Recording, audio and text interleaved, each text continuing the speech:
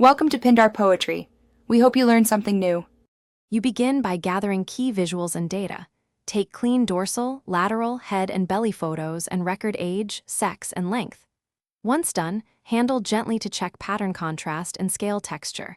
This reveals basic traits like albino or het markers. Make sure to use bright, diffuse light so colors and pattern boundaries read accurately, reflections mask details. As you document, keep notes of prior clutch info and behavior, because genetics often correlate with morph expression and can narrow possibilities early.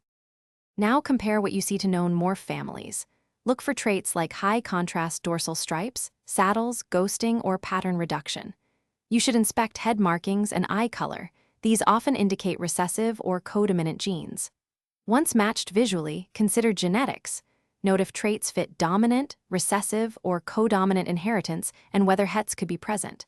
Make sure to use multiple trait matches rather than one sign alone, because many morphs overlap visually and need combined trait confirmation. Finish by verifying your ID. Consult breeder records, request genetic testing, or plan test breeding if possible. You should also document anomalies like mosaic patterns, scale irregularities, or color changes from temperature. Those can mimic morph traits. Once verified, label specimens and update records. If traits are inconsistent or conflicting, that likely points to hets or mixed lineage. In that case, prioritize genetic tests or controlled pairings. This step prevents mislabeling and saves time later. Thanks for watching. Consider subscribing if we helped you.